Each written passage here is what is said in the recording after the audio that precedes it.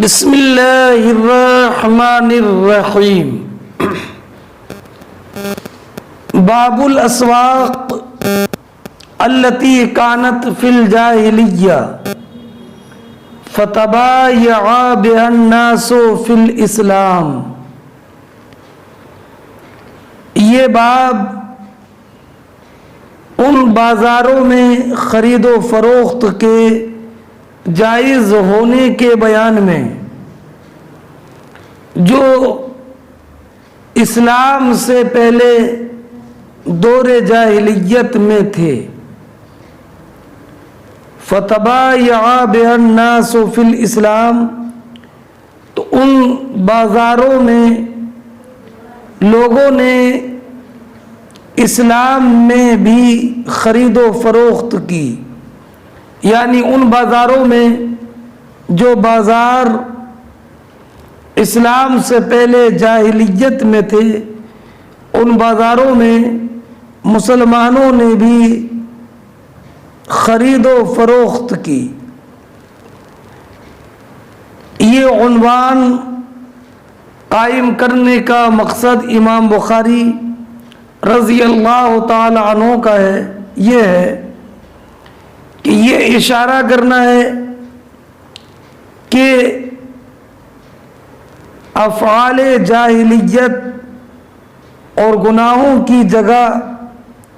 اس بات سے مانے نہیں کہ ان میں فعل طاعت کیا جائے۔ حدثنا علی بن عبد اللہ قال حدثنا سفیان عن عمرو عن ابن عباس قال كانت عكاظ ومجنة وذو المجاز اسواقا في الجاهلية، فلما كان الاسلام تعصموا من التجارة فيها، فانزل الله ليس عليكم جناح ان تبتغوا فضلا من ربكم في مواسم الحج۔ قرأ ابن عباس کذا۔ حضرت امام بخاری رضی اللہ تعالی عنہ بیان فرماتے ہیں کہ ہم سے حدیث بیان کی علی ابن عبداللہ نے، انہوں نے کہا کہ ہم سے حدیث بیان کی سفیان ابن عیینہ نے، انہوں نے روایت کی عمرو ابن دینار سے، وہ روایت کرتے ہیں حضرت عبداللہ ابن عباس رضی اللہ تعالی عنہما سے کہ حضرت عبداللہ ابن عباس رضی اللہ تعالی عنہما نے فرمایا کہ عکاظ اور مجنہ اور ذو المجاز یہ سب جاہلیت کے بازار تھے۔ فلما کان الاسلام، تو جب اسلام کا زمانہ آیا تو مسلمانوں نے وہاں کاروبار خرید و فروخت کو گناہ کا کام سمجھا۔ اس پر یہ آیت مبارکہ نازل ہوئی، لیس علیکم جناح، اے لوگو تم پر کوئی گناہ نہیں ہے کہ تم اللہ رب العزت کا فضل تلاش کرو فی مواسم الحج، موسم حج میں، حج کے دنوں میں۔ فرماتے ہیں قرأ ابن عباس قضا، حضرت عبداللہ ابن عباس کی قرات میں فی مواسم الحج کا لفظ بھی ہے، اور یہ قرات مجاہد، اکرمہ، منصور ابن معتمر، قتادہ، ابراہیم نخعی سے بھی منقول ہے۔ اس حدیث سے یہ ثابت ہوا کہ دور جاہلیت کے جو بازار تھے عکاظ، مجنہ، ذوالمجاز، ان میں بھی اسلام نے تجارت کرنے کی اجازت دی۔ یہ حدیث کتاب الحج میں باب التجارت ایام المواسم والبیع فی اسواق الجاہلیت کے تحت گزر چکی ہے۔ باب شراء الابل الہیمی او الاجرب، ہیم اہیم کی جمع ہے، مؤنث ہے ہیما، اور اہیم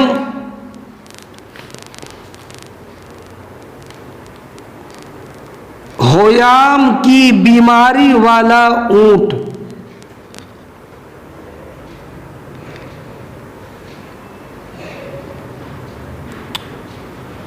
اور ہویام سخت پیاس کی بیماری جو اونٹوں کو ہوتی ہے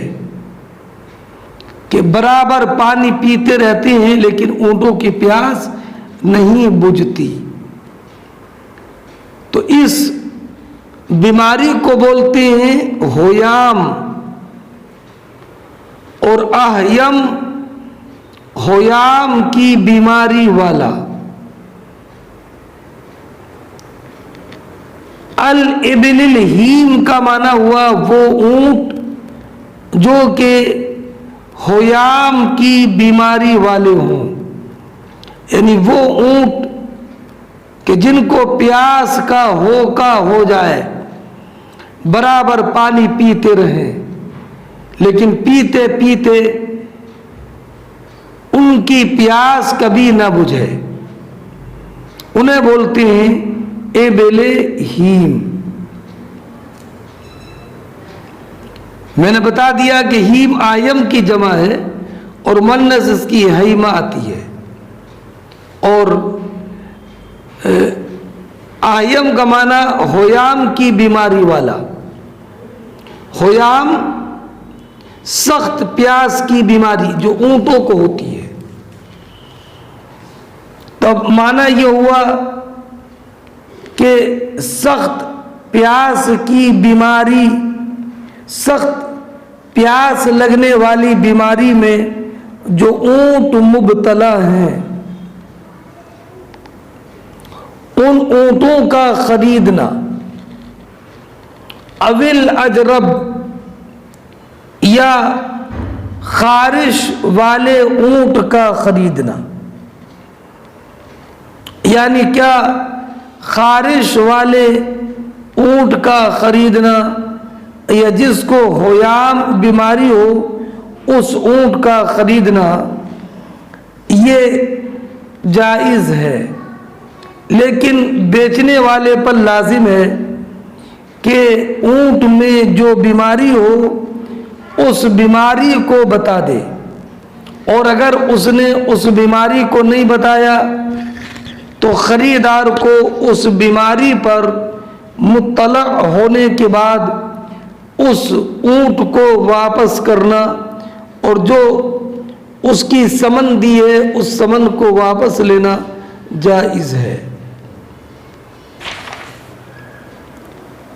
فرماتے ہیں الحائم المخالف للقصد من فی کل شیء، حائم کا معنی جو ہر چیز میں قصد کے خلاف کرے، جو ہر چیز میں قصد کے خلاف کرے اسے بولتے ہیں حائم۔ امام بخاری رضی اللہ تعالی عنہ نے یہ جو جملہ ارشاد فرمایا الحائم المخالف للقصد فی کل شیء، اس جملے سے امام بخاری علیہ الرحمت والرضوان کا مقصود یہ ہے کہ یہ جو ہیم ہے یہ آہیم کی جمع ہے، یہ ہیم ہائم کی جمع نہیں ہے، اس لیے کہ آہیم کا معنی ہویام، بیماری میں جو مبتلا ہو اس اونٹ کو بولتے ہیں آہیم، اور ہائم اس کا معنی ہویام بیماری میں مبتلا ہونے والا نہیں ہے، بلکہ اس کا معنی ہے ہر چیز میں قصد کے خلاف جو کرتا ہے اسے بولتے ہیں ہائم۔ تو اس سے معلوم ہوا کہ ہائم الگ ہے اور آہیم الگ ہے۔ یہ بتانے کے لیے امام بخاری رضی اللہ تعالی عنہ نے اس مقام پر ہائم کے معنی کی تفسیر کر دی ہے۔ حدثنا علی بن عبد اللہ قال حدثنا سفیان قال عمرو كان هاهنا رجل اسمه نواس وكانت عنده ابل هيم فذهب ابن عمر فاشترى تلك الابل من شريك له فجاء إليه شريكه فقال بعنا تلك الابل فقال ممن بعتها قال من شيخ كذا وكذا فقال ويحك ذاك والله ابن عمر فجاءه فقال إن شريكي باع إبلا هيما ولم يعرفك قال فاستقها قال فلما ذهبا يستاقها قال دعنا رضينا بقضاء رسول الله صلى الله عليه وسلم لا غدوة سمع سفيان عمرا۔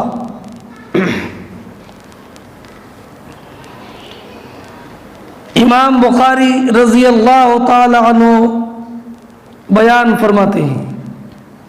کہ ہم سے حدیث بیان کی علی ابن عبداللہ نے، انہوں نے کہا کہ ہم سے حدیث بیان کی سفیان ابن عیینہ نے، انہوں نے کہا کہ عمرو ابن دینار نے کہا کہ یہاں یعنی مکہ مکرمہ میں ایک شخص تھے جن کا نام نواس تھا، ان کے پاس ہویام بیماری میں مبتلا اونٹ تھے، تو عبداللہ ابن عمر رضی اللہ تعالی عنہما تشریف لے گئے اور نواس کے شریک سے ان اونٹوں کو خرید لیا۔ اب نواس کے پاس ان کے شریک اونٹ بیچ کر کے آئے اور کہا کہ ہم نے ان اونٹوں کو بیچ دیا۔ فرمایا تم نے وہ اونٹ کس کے ہاتھ بیچے؟ تو فرمایا ایک بزرگ کے ہاتھ کہ جن کا حلیہ ایسا ایسا تھا۔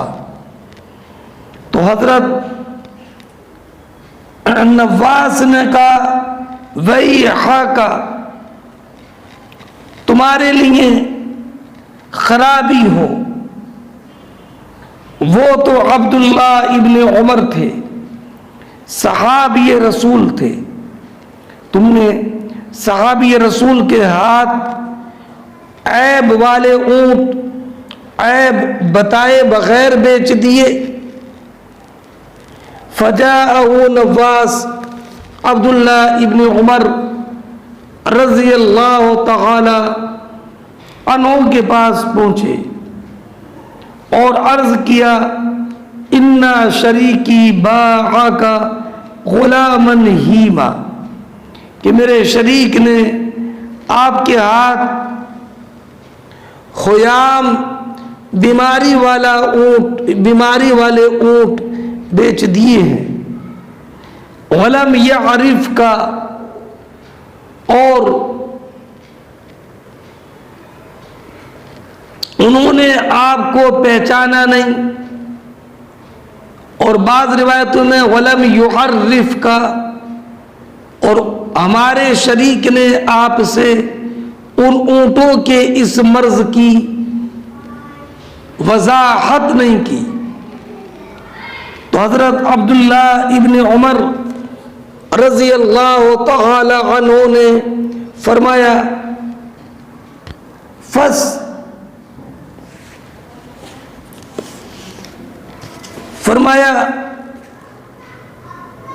فاستقہا،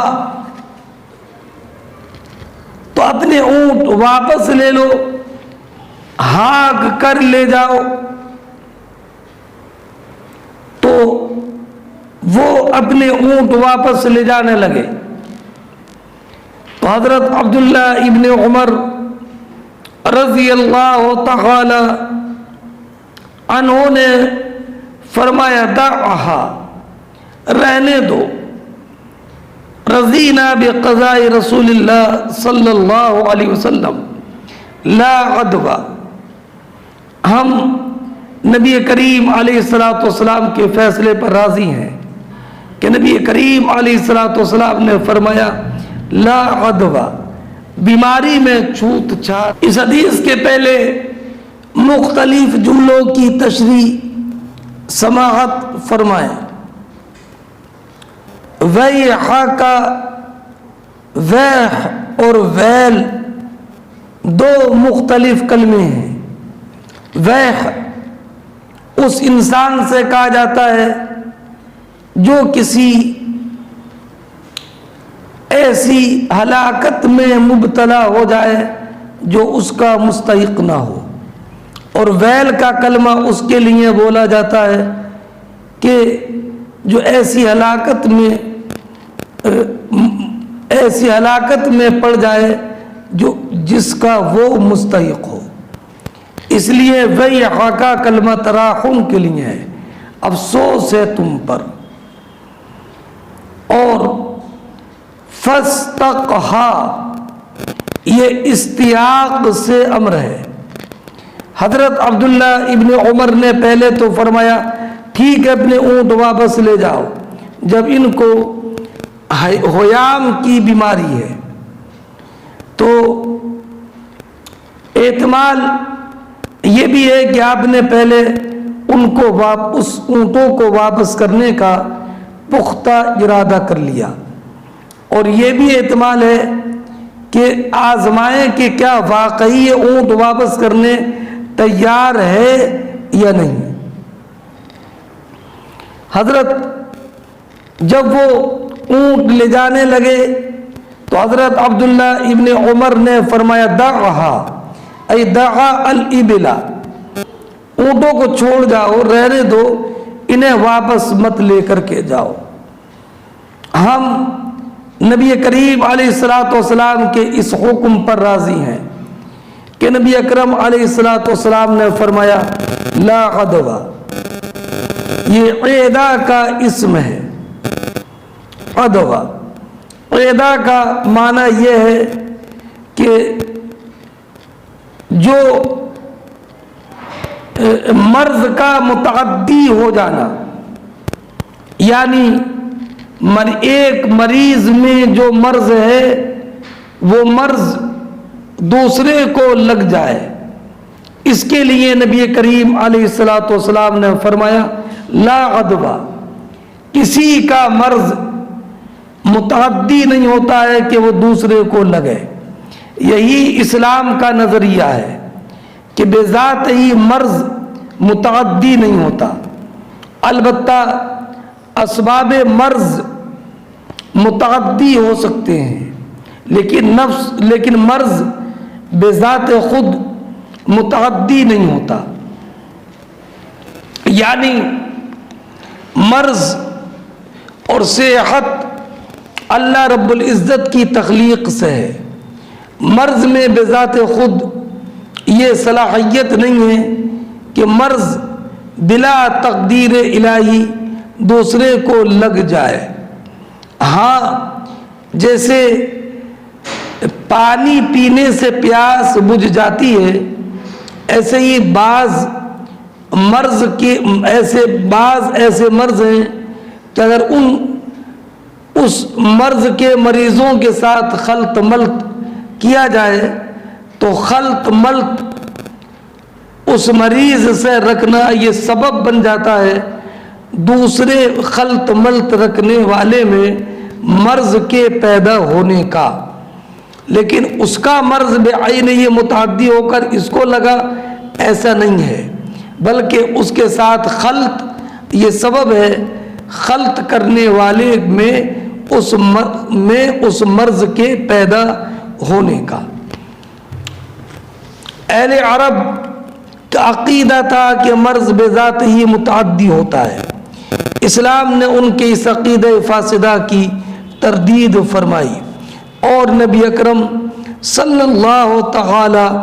علیہ وسلم نے ارشاد فرمایا لا عدوہ،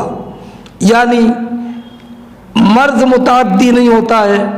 اللہ رب العزت ہی مرض پیدا فرماتا ہے اور مرض کو نازل فرماتا ہے۔ اسی لیے ایک حدیث میں جو یہ ہے کہ یا رسول اللہ علیہ الصلاۃ والسلام، خارش زدہ اونٹ میں رہ کر دوسرے اونٹوں کو بھی خارش ہو جاتی ہے، تو نبی اکرم صلی اللہ تعالی علیہ وسلم نے فرمایا فمن عاد البعیر الاول، کہ سب سے پہلے خارش جس اونٹ میں ہوئی اس اونٹ میں خارش کس نے پہنچا دی، مطلب کہ جیسے پہلے والے اونٹ میں خارش اللہ رب العزت کے مرض پیدا کرنے کی وجہ سے ہے، ایسی دوسرے اونٹوں میں خارش یہ بھی اللہ رب العزت کے خارش پیدا کرنے کی وجہ سے ہے۔ یہ الگ بات ہے کہ خارش والے اونٹ کے ساتھ دوسرے اونٹوں کا خلط ملط یہ سبب ہے دوسرے اونٹوں میں خارش کے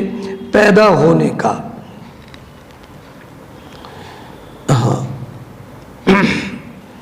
اب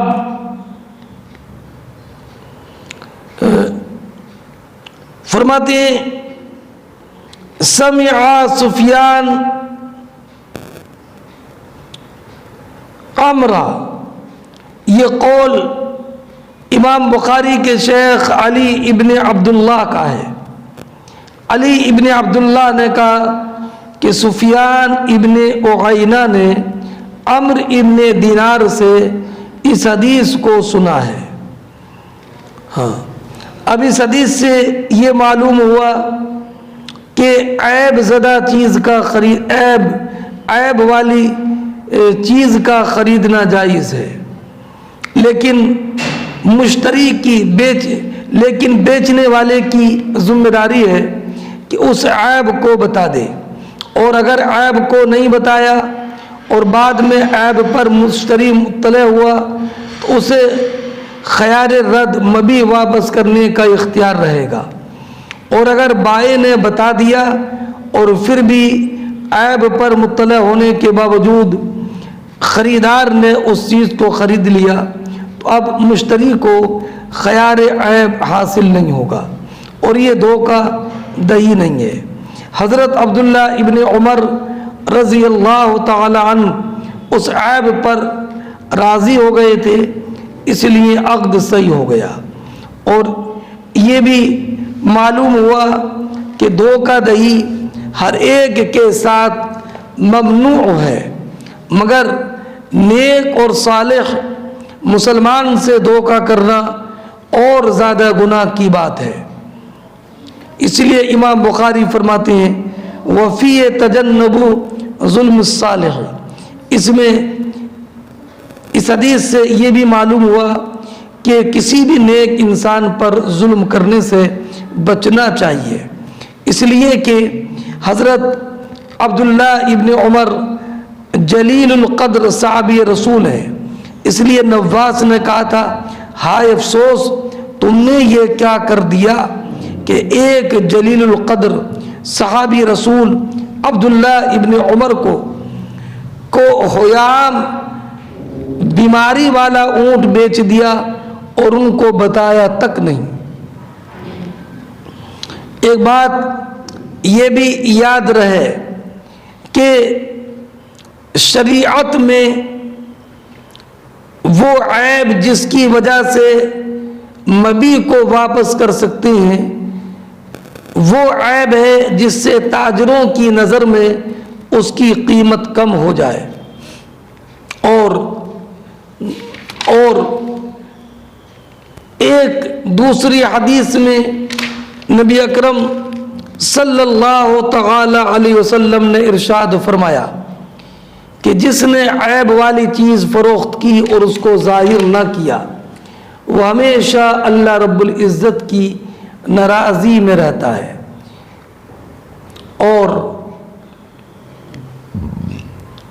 ابن ماجہ میں ہے یہ، اور ابن ماجہ ہی میں دوسری روایت یہ ہے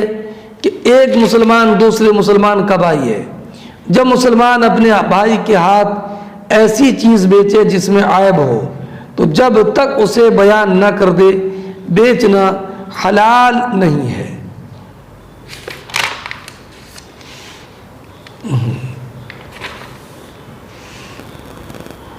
اور یہ جو نبی کریم علیہ الصلوۃ والسلام نے ارشاد فرمایا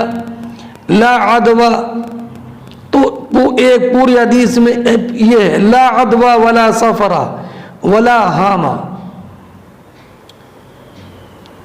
مرض کی تعدی اور ماہ سفر اور الو کی نحوست کوئی چیز نہیں ہے. اور حضرت علامہ عینی علیہ الرحمت والرضوان نے فرمایا کہ عرب دور جاہلیت میں گمان کرتے تھے کہ بیماریاں خود بخود متعدی ہوتی ہیں، تو نبی کریم علیہ الصلوۃ والسلام نے انہیں بتایا یہ بات نہیں ہے بلکہ اللہ تعالیٰ ہی بیماری پیدا فرماتا ہے.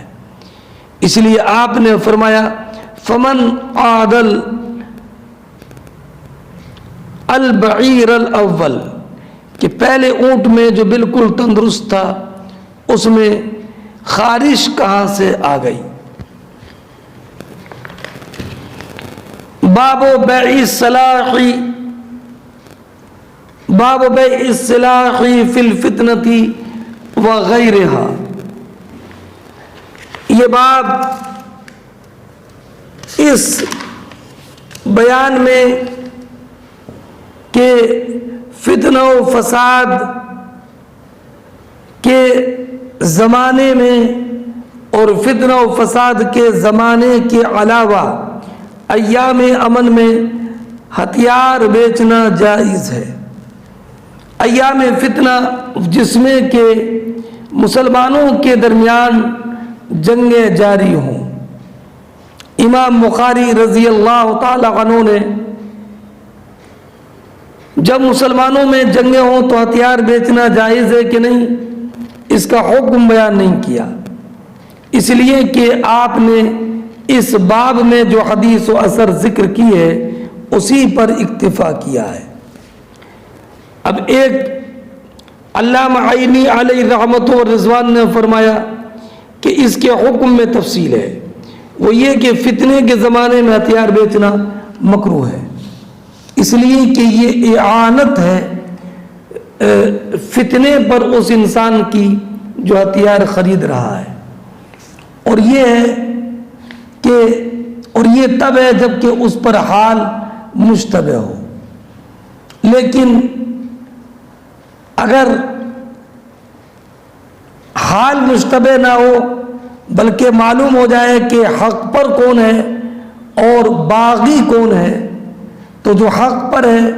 اس کے ہاتھ ہتھیار بیچنے میں کوئی حرج نہیں ہے، اور فتنے کے علاوہ ایام امن میں ہتھیار بیچنا تو وہ اس میں کوئی قباحت نہیں ہے،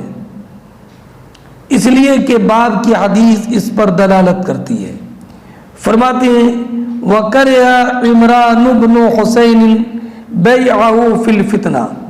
حضرت عمران ابن حسین رضی اللہ تعالی عنہ نے فتنے کے زمانے میں،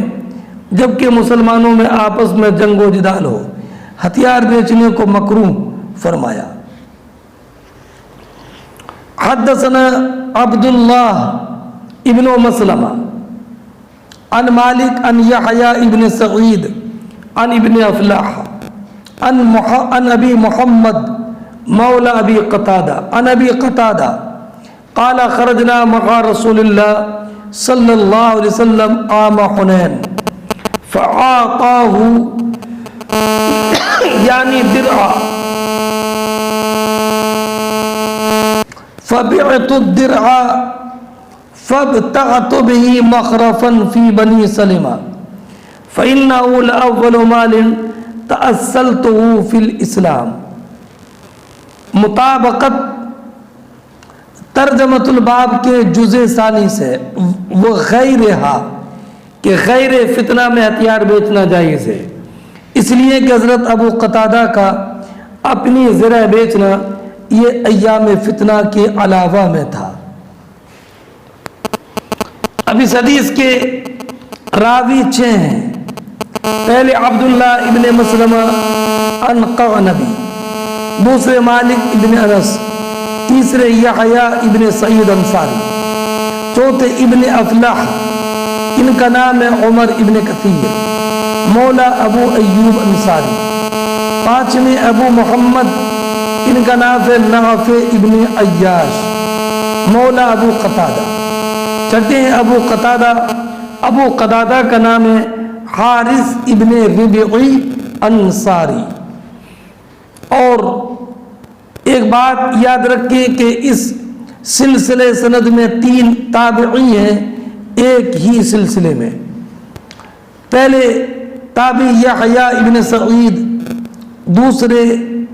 ابن افلاح جن کا نام عمر ابن کثیر ہے، اور تیسرے ہیں ابو محمد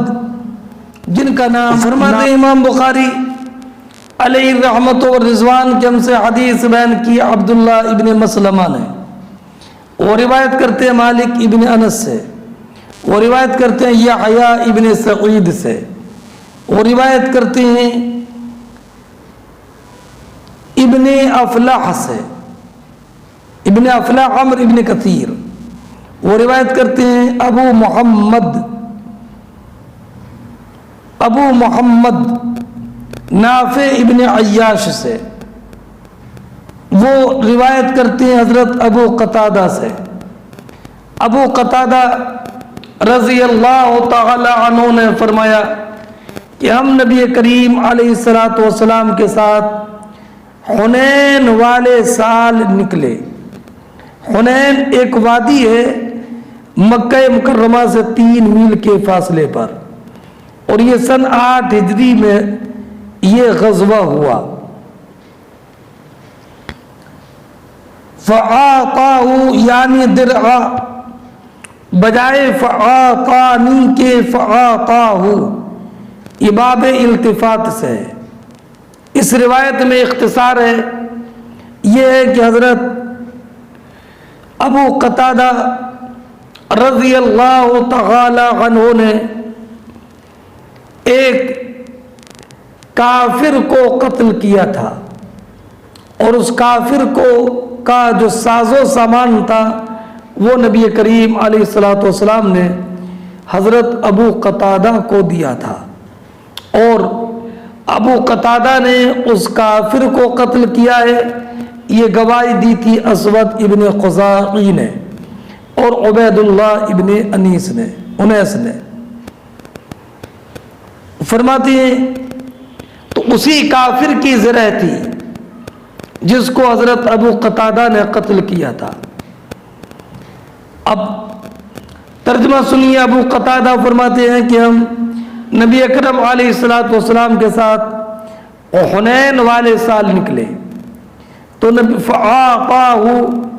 یعنی درعا، تو نبی کریم علیہ الصلوۃ والسلام نے انہیں ایک زرہ دی۔ فرماتے ہیں فبعت الدرع، میں نے وہ زرہ بیچی، فابتعت به مخرفا فی بنی سلمہ، اور اس زرے کی ثمن سے، قیمت سے میں نے بنی سلمہ میں ایک باغ خریدا۔ فإنه الأول مال، یہ پہلا مال تھا جسے میں نے اسلام لانے کے بعد حاصل کیا۔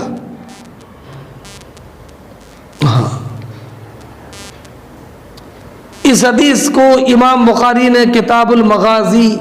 کتاب الخمس، کتاب الاحکام میں بھی ذکر کیا ہے۔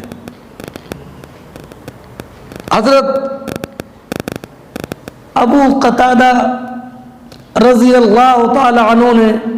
یہ زرہ امن کے زمانے میں بیچی تھی۔ اس سے معلوم ہوا کہ بحالت امن ہتھیار کے بیچنے میں کوئی حرج نہیں ہے، اور دراصل فتح مکہ کے چند روز کے بعد حنین میں قبیلہ حوازن و ثقیف سے جنگ ہوئی تھی، اور صحابہ کرام کی تعداد 14,000 تھی۔ اب صحابہ کرام علیہم الرحمت والرضوان کی زبان سے یہ کلمہ نکل گیا، آج ہم پر کون غالب آ سکتا ہے، ہم تو آج کثیر ہیں۔ نبی کریم علیہ الصلوۃ والسلام پر یہ جملے شاق گزرے، کیونکہ نبی اکرم علیہ الصلوۃ والسلام قلت و کثرت پر نظر نہیں رکھتے تھے لشکر کی، بلکہ اللہ رب العزت پر توکل فرماتے تھے۔ اب اس کا نتیجہ یہ ہوا کہ فتح کے بجائے اول مرحلہ ہی میں مسلمانوں کے قدم اکھڑ گئے۔ نبی کریم علیہ الصلوۃ والسلام کے ارد گرد چند صحابہ کرام ہی موجود تھے، چنانچہ قرآن فرماتا وَيَوْمَ حُنَيْنٍ إِذْ أَعْجَبَتْكُمْ كَثْرَتُكُمْ فَلَمْ تُغْنِ عَنْكُمْ شَيْئًا وَضَاقَتْ عَلَيْكُمُ الْأَرْضُ بِمَا رَحُبَتْ،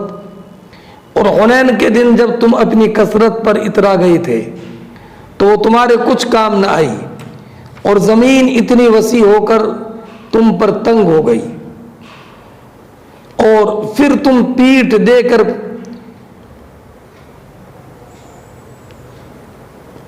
پھر گئے۔ حضرت ابو قتادہ رضی اللہ تعالی عنہ بھی غزوہ حنین میں شریک تھے۔ ان کا بیان جو کتاب المغازی میں ہے وہ یہ ہے کہ جب لوگ بھاگ نکلے تو میں نے ایک کافر کو دیکھا کہ وہ ایک مسلمان پر حملہ کر رہا ہے، میں نے پیچھے سے اس کے شانے پر تلوار ماری جو زرے کو کاٹ کر اندر اتر گئی۔ اس نے مڑ کر مجھ کو اتنی زور سے دبوچا کہ مجھے لگا کہ بس میری جان چلی جائے گی، لیکن وہ ٹھنڈا ہو کر گر پڑا۔ حضرت ابو قتادہ کو جو زرہ ملی تھی وہ اسی کافر کی تھی جسے ابو قتادہ نے قتل کیا تھا۔ باب فی العطار و بیع المسکی، یہ باب عطار اور مشک کی بیع کے بیان میں ہے۔ عطار فعال کے وزن پر ہے، جو کہ عطر بیچے، عطر فروش۔ حدثني موسى ابن اسماعیل قال حدثنا عبد الواحد قال حدثنا ابو بردہ ابن عبد اللہ قال سمعت ابا بردہ ابن ابی موسیٰ عن ابیہ قال قال رسول اللہ صلی اللہ علیہ وسلم مثل الجلیس الصالح والجلیس السوء کمثل صاحب المسک وکیر الحداد لا يعدمك من صاحب المسك اما تشتریہ او تجد ریحا وکیر الحداد يحرق بدنك او ثوبك او تجد منه ریحا خبیثا۔ اس حدیث کے راوی 5 ہیں، موسیٰ ابن اسماعیل المنقری، دوسرے عبد الواحد ابن زیاد عبدی، تیسرے ابو بردہ،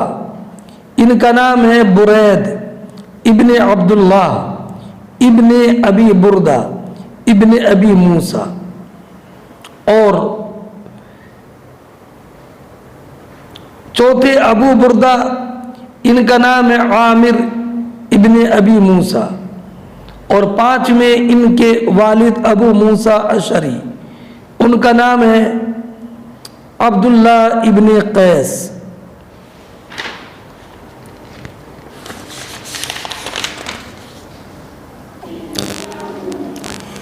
امام بخاری فرماتے ہیں کہ ہم سے حدیث بیان کی موسیٰ ابن اسماعیل نے، انہوں نے کہا کہ ہم سے حدیث بیان کی عبد الواحد نے، انہوں نے کہا کہ ہم سے حدیث بیان کی ابو بردہ ابن عبداللہ نے، انہوں نے کہا کہ میں نے ابو بردہ ابن ابو موسیٰ اشعری کو سنا کہ انہوں نے اپنے والد ابو موسیٰ اشعری عبداللہ ابن قیس سے روایت کی کہ نبی اکرم صلی اللہ تعالی علیہ وسلم نے ارشاد فرمایا، نیک صالح ہم نشین اور برے غیر صالح ہم نشین کی مثال مشک بیچنے والے اور لوہار کی بھٹی جیسی ہے۔ مشک بیچنے والے کے پاس سے تم 2 اچھائیوں میں سے ایک نہ ایک ضرور حاصل کر لو گے، یا تو مشک ہی خرید لو گے ورنہ کم از کم اس کی خوشبو سے تو ضرور ہی محظوظ ہوگے۔ لیکن لوہار کی بھٹی یا تو تمہارے بدن اور کپڑے کو جھلسا دے گی ورنہ اس سے ایک بدبو تو تمہیں ضرور ملے گی۔ نبی کریم صلی اللہ تعالی علیہ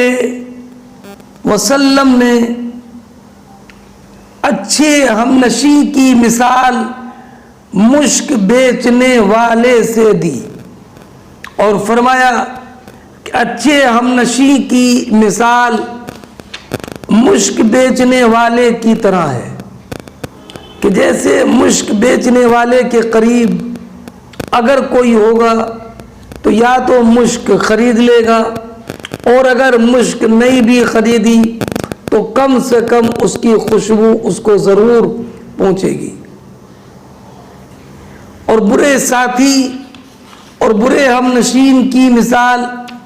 لوہار کی بھٹی کی طرح ہے کہ لوہار کی بھٹی کے پاس اگر کوئی جائے گا تو یا تو اس کا بدن یا کپڑے جھلس جائیں گے، اور اگر اس نے اپنے کپڑے اور بدن کو بچا بھی لیا تو لوہار کی بھٹی کی بدبو ضرور پہنچے گی۔ اس سے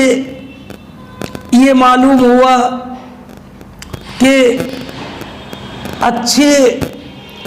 ساتھی کے پاس بیٹھنے سے انسان ضرور کوئی نہ کوئی نفع حاصل کر لیتا ہے اور کوئی نہ کوئی اچھائی اس کو ضرور مل جاتی ہے، کم سے کم اس کے اخلاق حسنہ سے ضرور متاثر ہوتا ہے۔ اور اگر برا ہمنشی ہے تو یا تو اس برے ہمنشی کی برائیاں اس کے اندر پیدا ہو جائیں گی، اور اگر اس کی برائیاں پیدا نہ ہوں تو کم سے کم برے ہمنشی ہونے کی برائی اور بدنامی تو اس کے سر ضرور پہنچ جائے گی۔ برخلاف اس کے اگر اچھا ہمنشی ہو تو اس کے اخلاق حسنہ اس تک پہنچیں گے۔ جیسے مشک بیچنے والے کے پاس انسان اگر مشک نہ بھی خریدے، اس کے پاس بیٹھ جائے تو اس مشک کی خوشبو اس کو ضرور پہنچے گی۔ اس حدیث سے یہ معلوم ہوا کہ انسان کو ان کے پاس بیٹھنے سے بچنا چاہیے کہ جن کی مجلس میں تکلیف دہ باتیں ہوتی ہیں، جیسے غیبت یا باطل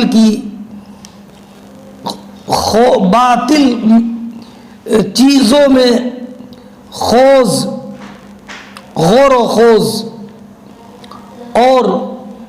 اس کے پاس بیٹھنا چاہیے کہ جو انسان نیک ہو، اس کے بیٹھنے سے انسان کو نیکیوں کے کاموں کی ترغیب ہوگی، علم دین کی تحصیل ہوگی، اللہ رب العزت کا ذکر سننے کو ملے گا۔ حدیث پاک میں ہے المرء علی دین خلیلہ فلینظر احدکم من یخالل، کہ انسان اپنے دوست کے دین پر ہوتا ہے، تو انسان کو یہ غور کر لینا چاہیے کہ اس کے دوست کیسے ہیں۔ اور اس سے ایک بات یہ بھی معلوم ہوئی کہ کسی بات کو مثال کے ذریعے سمجھانا یہ آسان ہوتا ہے، اور یہ بھی معلوم ہوا کہ مشک پاک ہے۔ نبی کریم علیہ الصلوۃ والسلام نے ارشاد فرمایا المسک اطیب الطیب، مشک بہت اچھی خوشبو ہے۔ اور ایک روایت میں یہ بھی ہے کہ نبی اکرم صلی اللہ تعالی علیہ وسلم نے مشک کی خوشبو کا استعمال فرمایا، اور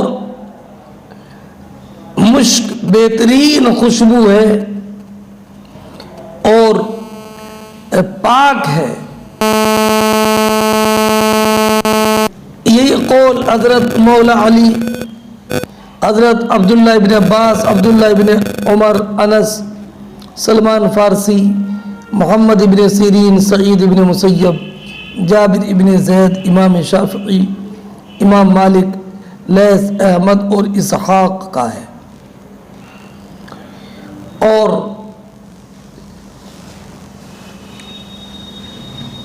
حضرت اور مشک کی طہارت پر اجماع ہے، اور اس کی بے کے جواز پر بھی اجماع ہے۔ اگرچہ مشک کی اصل خون ہے اور خون ناپاک ہوتا ہے، مگر جب اس کی حالت متغیر ہو گئی تو اب اس کا حکم خون کا حکم نہ رہا، بلکہ اب جب یہ خوشبو ہو گئی تو لا محالہ یہ حلال ہے اور عمدہ خوشبو والی ہے. جیسے کہ شراب اگر سرکہ بن جائے تو شراب تو خراب ہے، لیکن سرکہ بن جائے تو وہ حلال ہوتی ہے. اور باب و ذکر الحجام، یہ باب ہے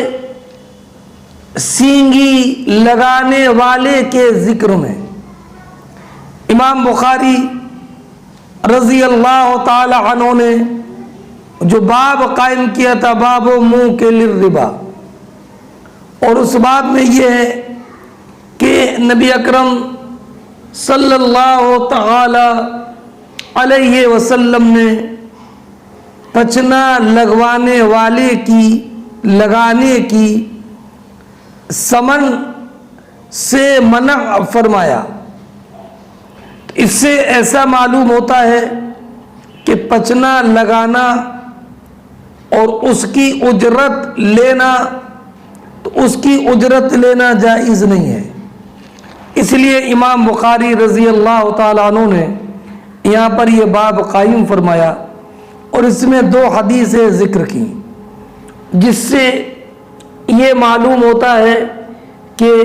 سینگی لگانے پچنا لگانے کی اجرت لینا جائز ہے. تو ان دونوں حدیثوں کا ذکر اس بات پر دلالت کرنے کے لیے ہے کہ وہ جو نہیں نبی کریم علیہ الصلوۃ والسلام نے فرمائی کہ پچنا لگانے کی اجرت لینے سے حضور نے منع فرمایا، وہ نہیں یا تو منسوخ ہے اور یا وہ محمول ہے کراہت تنزیہی پر. حدثنا عبد اللہ ابن یوسف قال اخبرنا مالک عن حمید عن انس بن مالک قال حجم ابو طیبہ رسول اللہ صلی اللہ علیہ وسلم فأمر له بساع من تمر وأمر أهله أن يخففوا من خراجه. امام بخاری رضی اللہ تعالی عنہ بیان فرماتے ہیں کہ ہم سے حدیث بیان کی عبداللہ ابن یوسف نے، انہوں نے کہا کہ ہمیں خبر دی مالک نے، انہوں نے روایت کیا حمید سے، انہوں نے انس ابن مالک رضی اللہ تعالی عنہ سے. انس ابن مالک رضی اللہ تعالی عنہ کہتے ہیں کہ ابو طیبہ رضی اللہ تعالی عنہ نے نبی کریم صلی اللہ تعالی علیہ وسلم کے پچنا لگایا، تو نبی کریم علیہ السلام نے 1 صاع کھجور بطور اجرت انہیں دینے کا حکم دیا، اور ابو طیبہ کے مالک سے کہا کہ ان کے خراج میں کمی کر دو. اس حدیث سے پچنا لگانے اور اس کی اجرت دینے کا جواز ثابت ہوا. اور یہاں پر جو نبی کریم علیہ السلام نے ابو طیبہ کے مالک سے کہا تھا کہ ان کا خراج کم کر دو، تو وجہ یہ ہے کہ ہوتا یہ تھا کہ غلام اپنا آزادانہ کام کرتے تھے، لیکن ان غلاموں کو اپنے مالکوں کو روزانہ یا ماہانہ کچھ دینا پڑتا تھا. نبی اکرم صلی اللہ تعالی علیہ وسلم نے غلام کے مالک کو، ابو طیبہ کے مالک کو اسی میں کمی کرنے کا حکم دیا. اس حدیث سے ایک بات یہ بھی معلوم ہوئی کہ ایسی سفارش جس سے کسی کا حق نہ مارا جائے جائز ہے. مثلا مزدور اگر کمزور ہے تو یہ مالک سے سفارش کر دی جائے کہ اس کے کام میں کمی کرو اور اجرت پوری دو. ابو طیبہ کا نام یا تو دینار تھا یا نافع، اور ایک قول یہ کہ میسرہ تھا، اور یہ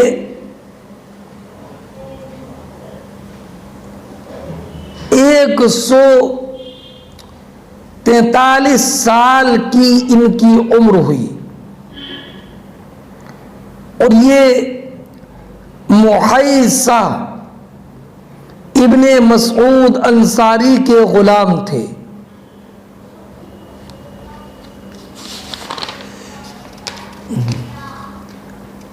خراج، خا کے فتح کے ساتھ عربی میں خراج، خراج وہ ہے کہ جو آقا اپنے غلام پر مقرر کر دے کہ وہ ان کو ہر دن ادا کرے۔ لہذا اس حدیث سے یہ بھی معلوم ہوا کہ آقا کا اپنے غلام پر روزانہ یا ماہانہ کچھ مقرر کرنا جائز ہے، اور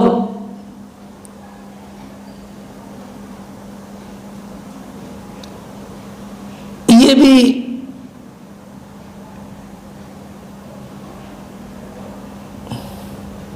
معلوم ہوا کہ غلام پر اتنا ہی یومیہ یا ماہانہ مقرر کیا جائے جو وہ بآسانی ادا کر دے۔ ایک روایت میں ہے کہ نبی اکرم صلی اللہ تعالی علیہ وسلم نے معلوم کیا تھا ابو طیبہ سے، کم ضریبتوں کا، تمہارا جزیہ کتنا ہے، کتنا تم اپنے مولا کو دیتے ہو؟ تو کہا ثلاثۃ آسع، 3 سع، فوزع عنہ سعا، تو نبی کریم علیہ الصلوۃ والسلام نے ان سے 1 سع گھٹا دیا۔ اب گھٹانے کی نسبت نبی کریم علیہ الصلوۃ والسلام کی طرف ہے، اس لیے کہ حضور نے ہی 1 سع گھٹانے کا حکم دیا تھا۔ اور ایک روایت میں یہ ہے، حضرت علی رضی اللہ تعالیٰ عنہ سے مروی ہے، امام طحاوی نے اس کی تخریج کی ہے، احتجم رسول اللہ صلی اللہ علیہ وسلم وعاطى اجرا، کہ نبی کریم علیہ الصلوۃ والسلام نے پچنا لگوایا اور اس کی اجرت دی۔ اس سے معلوم ہوا کہ اگر اجرت دینا جائز نہ ہوتا تو حضور اجرت عطا نہ فرماتے۔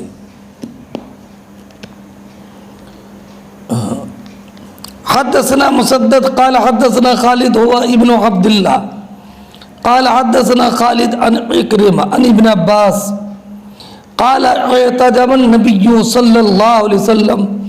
وعاطى الذي حجم ولو كان حراما لم يعطه۔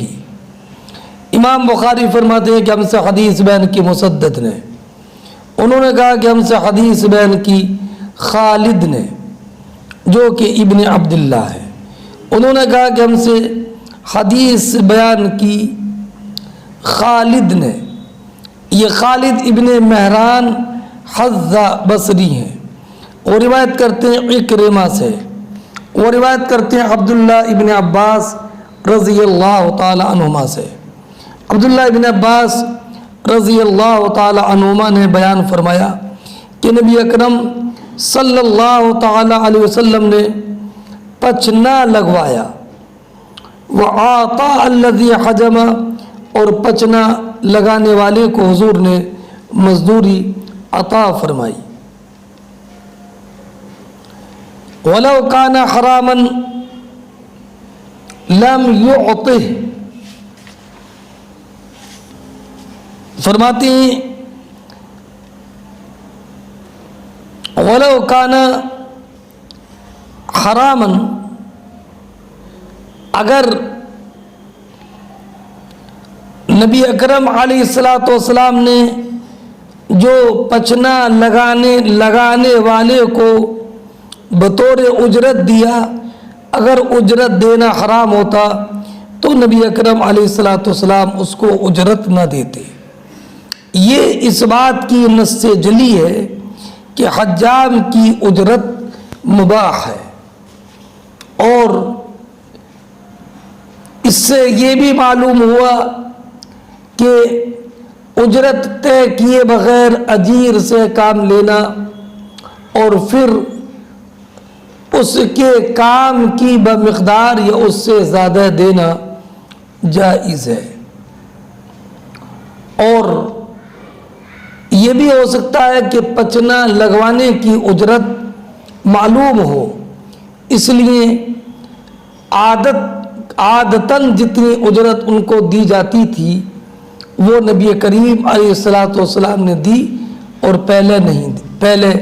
طے نہیں کی۔ جیسے کہ بہت سارے کاموں کی اجرت عادتاً مقرر ہوتی ہے، جیسے بال کاٹنے والوں کی، تو اب پہلے سے طے کرنا یہ واجب نہیں ہے۔ اس حدیث میں دو خالد ہیں، پہلے خالد ابن عبداللہ طحان واسطی ہیں، اور دوسرے خالد ابن مہران